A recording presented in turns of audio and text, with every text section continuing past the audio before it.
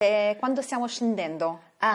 In Italia, la prima volta. It was a day Wafaa will never forget, arriving on Italian soil with Pope Francis on his personal plane. And how were you feeling in this moment? Come ti sei sentita in quest'attimo? È felice, no? Sì. Siamo sentiti al sicuro. Sì, we felt safe. Al sicuro, sì. Safe for the first time since leaving war-torn Syria. Wafaa, her husband, and their 2 children were among 3 families assisted by the Catholic charity Sant'Egidio to leave the Lesbos refugee camp in Greece and start a new life in Italy. Their host, the Pope himself. È venuto a salutare a noi ognuno l'ho salutato. He came to greet each one of us, she tells us, and he placed a hand on my son Omar's head.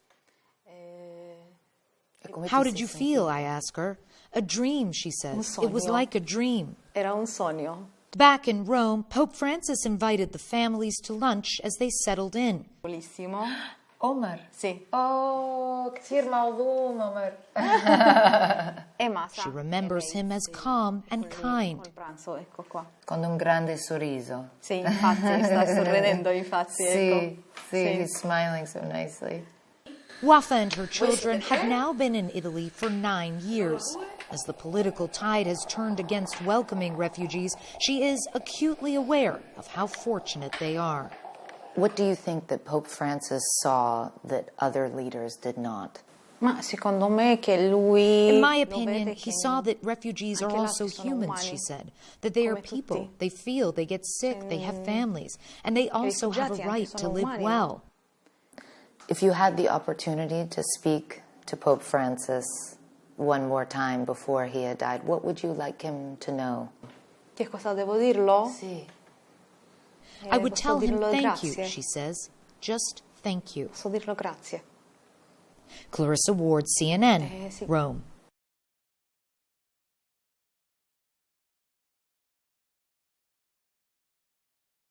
We've just exited the Basilica where the body of Pope Francis is lying in state and will be for the next few days.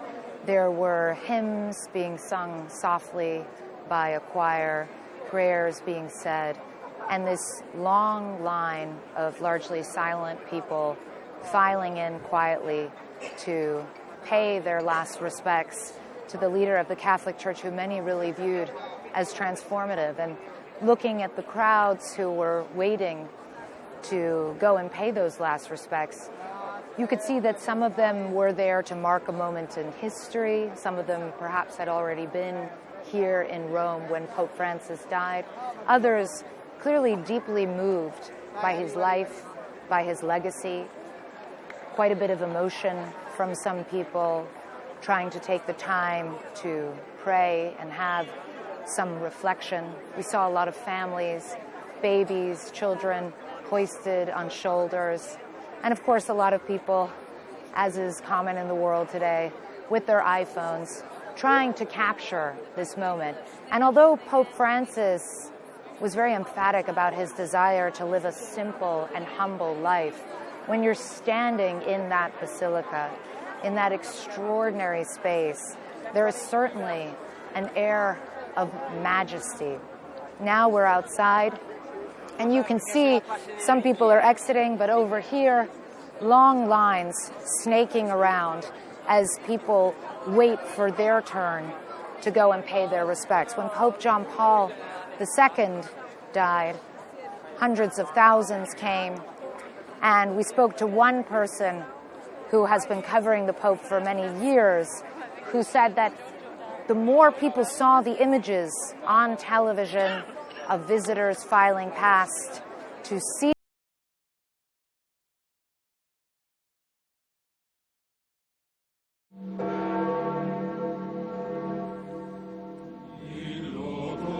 in reverence and respect, the faithful united in tribute to Pope Francis Wednesday. From the modest chapel at Casa Santa Marta through the storied streets of the Vatican. Pope Francis's simple wooden coffin held aloft by pallbearers and followed by his cardinals and Swiss guard in a somber cortege.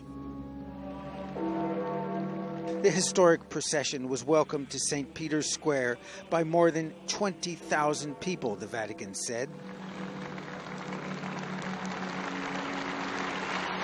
The applause of tourists and faithful following his open coffin as it was moved into the basilica. Here the Pope will lie in state before his funeral Saturday. Coffin on the floor, his hands clasping the rosary, a mark of his wish for simplicity in death as in life. After the service, a chance for the faithful to say farewell. Lines of mourners who had queued since the early hours flooding in. Triste, very sad. Triste. Irma Herrera Rezio and her 80-year-old mother were in the crowds when the Pope appeared at Easter Sunday Mass. Days later, they're back to say goodbye. This has been her dream, to come to the Vatican, to come to Rome, and get to see the Pope. We were hoping we would have him for a while because of all the wonderful things that he did. He's the leader of faithful and men and women of goodwill. So I was so humbled to be among those who honored that great man. The Pope's body now back with the flock he loved ahead of his funeral and burial. Ben Wiedemann, CNN, Rome.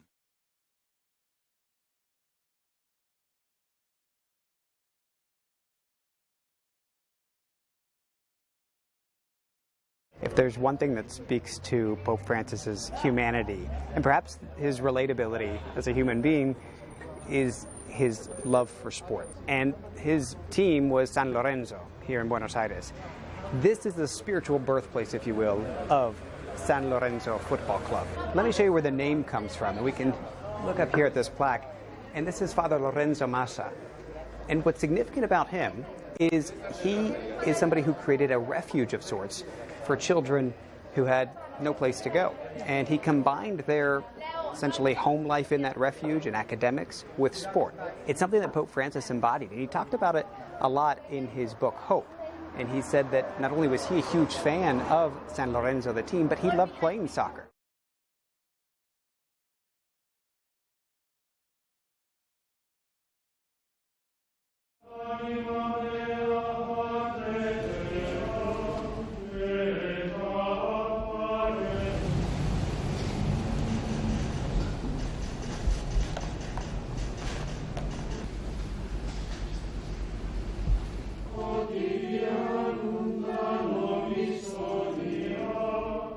Corpo del nostro Papa Francesco